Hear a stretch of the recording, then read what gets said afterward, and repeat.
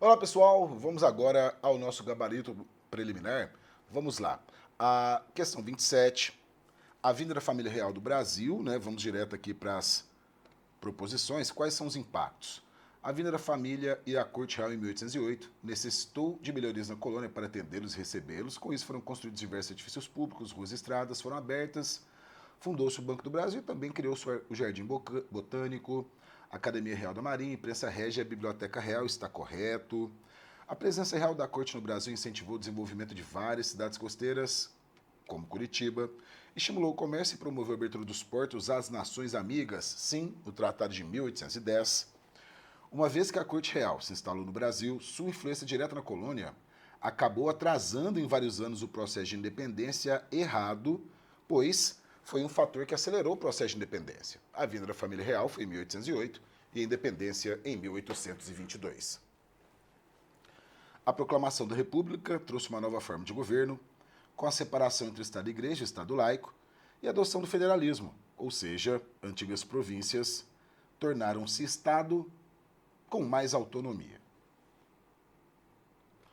A queda da monarquia se deu por ação das classes agrárias dominantes e insatisfeitas no país, sem qualquer intervenção das Forças Armadas errado, porque foi proclamada pelo Exército. Portanto, a alternativa, que tem a sequência correta, é a alternativa D. VVFVF. Beleza? Vamos lá para a nossa questão 28. A Era Vargas. Conhecida por ser um período marcado por diversas polêmicas, Getúlio Vargas ganhou a alcunha de pai dos pobres, mas ao mesmo tempo foi chamado de mãe dos ricos. E isso porque, ao implantar diversos benefícios, a classe trabalhadora ajudaria a conter possíveis levantes e atenderia aos interesses da classe dominante. Sobre algumas inovações criadas por Getúlio Vargas, assinale a alternativa correta. Getúlio Vargas foi grande incentivador do samba, pregando que fosse símbolo nacional, também criou o Ministério do Trabalho e Emprego. Pessoal, vamos ficar aqui na preliminar alternativa A e temos o início do período Era Vargas, a relação foi controversa com o samba. Então ele perseguiu os sambistas, né? Por exemplo, aqueles que faziam samba pregando a malandragem, e foram cooptados pelo DIP, Departamento de Imprensa e Propaganda. A partir de então, começou o samba exaltação, né? Por exemplo, Ari Barroso, Meu Brasil brasileiro. Então, vamos lá, ficando com a alternativa A, né? Então, foi responsável pela CLT Verdade, mas não pelo Ministério da Cultura.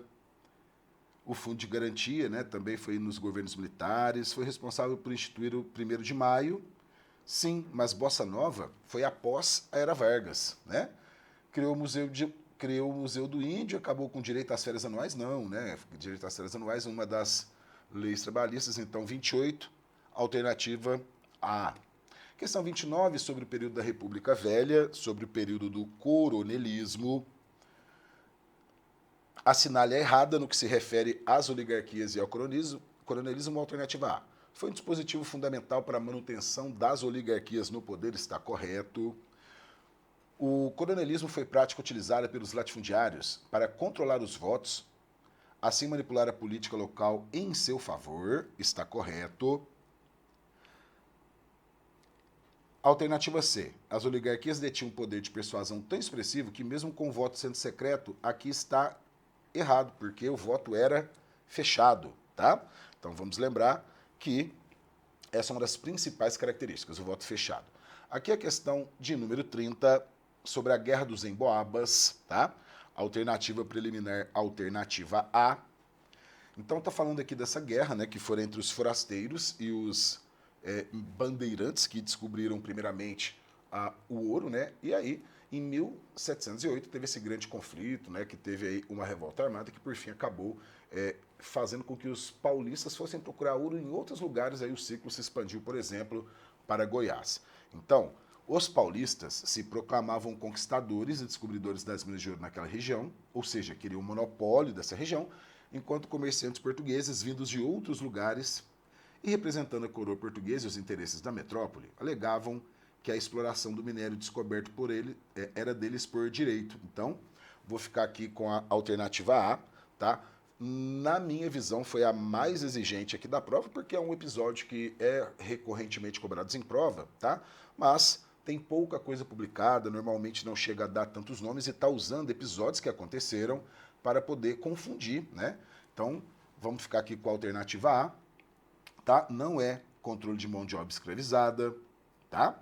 E nós não temos aí relatos, pelo menos fartamente documentados na bibliografia disponível, que é discussão por porcentagem, tá? Teve um episódio, sim, que Borba Gato ele assassinou um funcionário da coroa, só que esse episódio fez com que ele revelasse onde estavam as minas de ouro, tá? E alegavam que a função dos paulistas era realizar comércio na colônia. Não, tá aqui, essa daqui também não tá legal, tá? Vamos ficar com a alternativa A. Questão 31. O início da Primeira República no Brasil foi um período marcado por diversos conflitos sociais, motivados na maior parte das vezes por desigualdade social, pobreza e violência do Estado, até por fanatismo religioso. Sobre esse tema, assinale a alternativa que não corresponde a um conflito social deste período.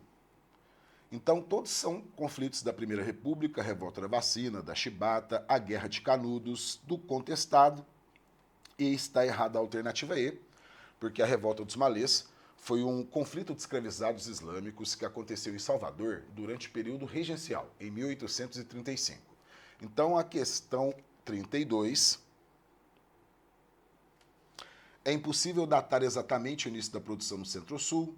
As primeiras informações que possuímos se referem a uma precária produção no Rio de Janeiro, ainda na época colonial, né? Então aqui está falando o quê? Do café. A lavoura cafeeira, entretanto, só se torna significativa pouco antes da independência, quando o plantio de café foi estimulado pela procura crescente do produto nos países europeus. Sobre a mão de obra utilizada no início da produção cafeeira no Brasil, assinale a alternativa correta. Vamos para a alternativa D. Vamos direto aqui para a resposta, né? A monocultura do café, marcada por grandes latifúndios, acabou por consolidar a utilização da mão de obra do africano escravizado. Contudo, após a Lei Eusébio de Queiroz e a proibição do tráfico negreiro em 1850 e a posterior abolição da escravatura em 1888, a mão de obra foi substituída gradativamente pela mão de obra imigrante, que marcou a região oeste de São Paulo. Posteriormente, eles passaram a ser qualificados e assalariados, recebendo até mesmo auxílio do Estado. Pessoal, vamos ficar aqui com a letra E, tá? Tem aqui a consideração que não é só a região oeste do Estado de São Paulo. Veio para todo o Estado de São Paulo, né? Enfim, é que principalmente quando o café se expandiu para o oeste paulista, né?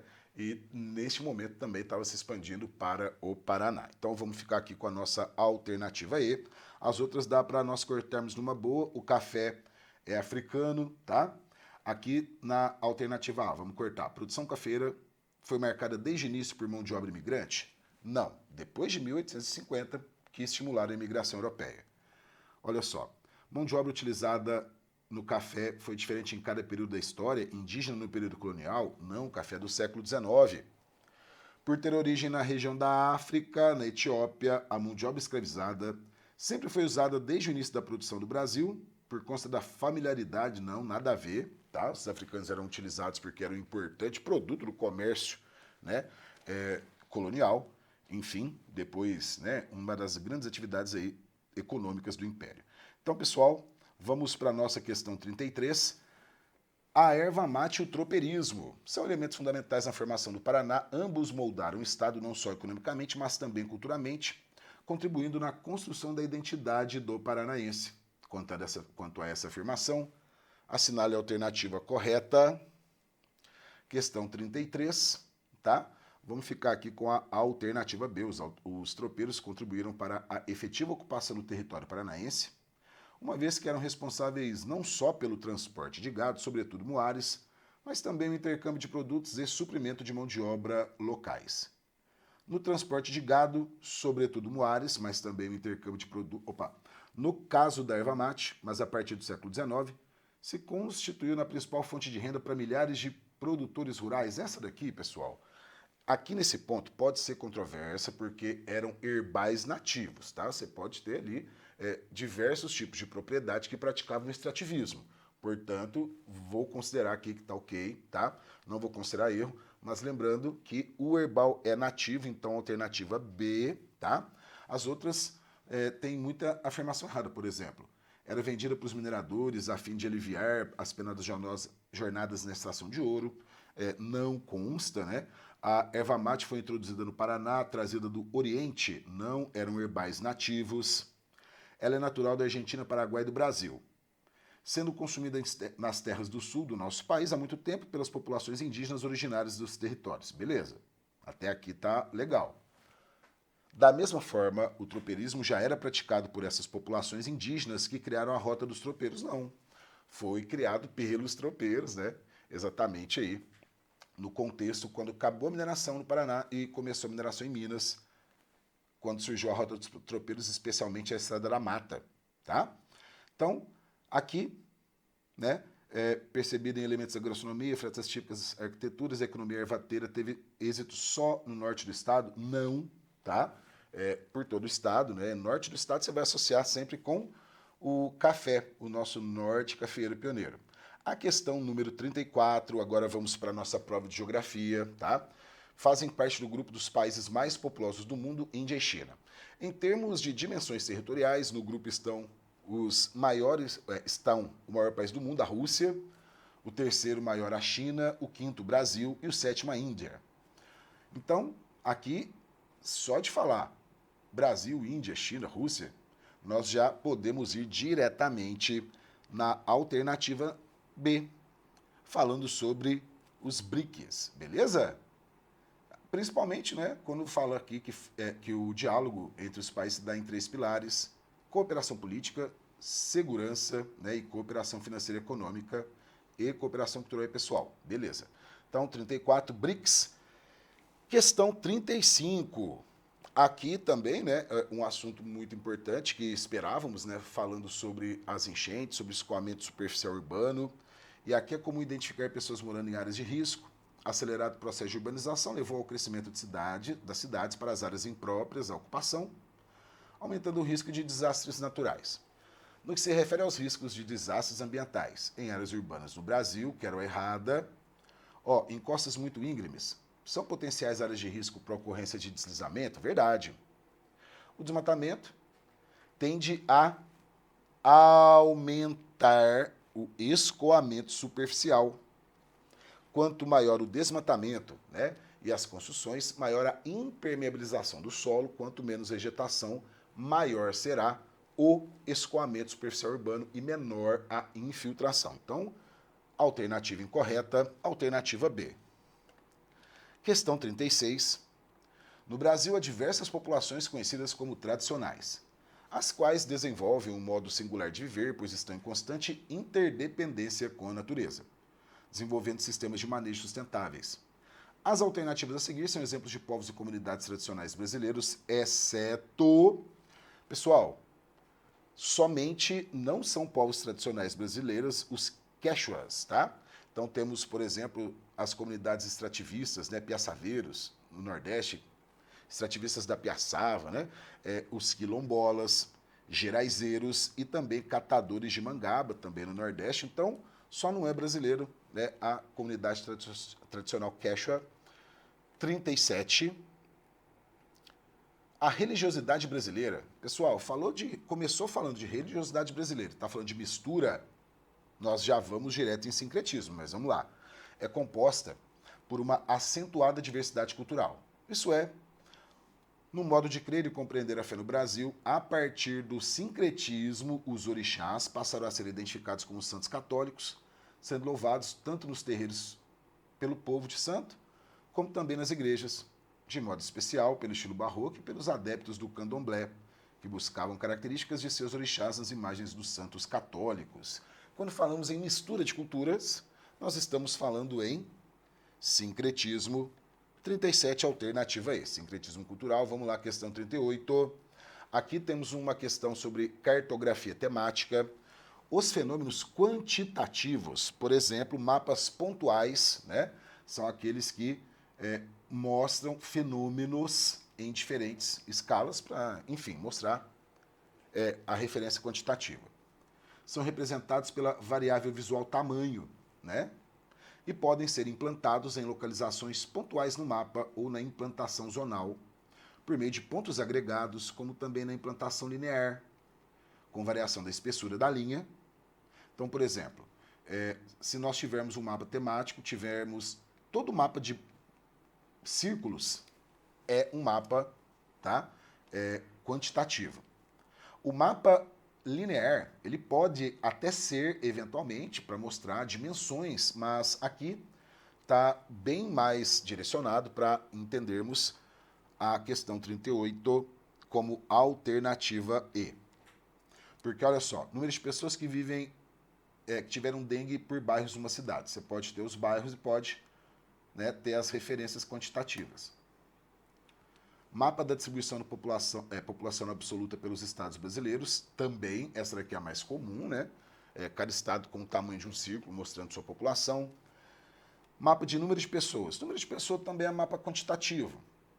Né? Mapa de quantidade, também quantitativo. Então, a malha rodoviária e ferroviária, ela, né, acho que será a questão correta, sem dúvida, porque pode ser um fenômeno quantitativo, dependendo da quantidade de linhas que você expressa, mas não pela variável tamanho, tá? Então, vamos ficar com a alternativa E, mapa da malha rodoviária e ferroviária do território brasileiro, questão 39. O IBGE realizou o último levantamento populacional no Brasil no ano de 2022. No que se refere às características populacionais do Paraná, segundo o Censo Demográfico de 2022, assinale a errada. O estado tem sim mais de 11 milhões de habitantes, a população do estado é predominantemente urbana, é predominantemente masculina e a maioria se autodeclara branca. A alternativa C é errada, porque a população entre 0 e 4 anos não é a maior é a adulta, tá? O estado do Paraná está em bônus demográfico. A soma dos adultos supera a soma dos idosos e crianças. Então, questão 40. Essa teoria afirmava que as populações humanas, se não ocorressem guerras, epidemias, desastres naturais, etc., tenderiam a crescer em progressão geométrica.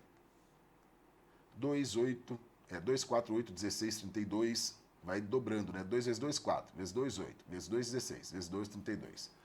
Já o crescimento da população de elementos ocorreria em progressão aritmética. Aqui é 2, mais 2, 4, mais 2, 6, mais 2, 8, mais 2, 10. Ou seja, o ritmo de crescimento populacional seria mais acelerado que o ritmo de produção de alimentos. Assinale a alternativa que apresenta o nome da teoria demográfica citada no texto. Isso corresponde à teoria malthusiana. Thomas Malthus, pessoal. Questão 40, alternativa C. As outras não têm nenhuma relação tão direta aí com os estudos da população e os primeiros estudos da economia e demografia. Então, beleza? Teoria malthusiana é isso aí. Pessoal, finalizando aqui o gabarito de História e Geografia. Cara amigo da Coruja, espero que você tenha tido um excelente resultado. E agora, né, um grande abraço e bom gabarito para vocês.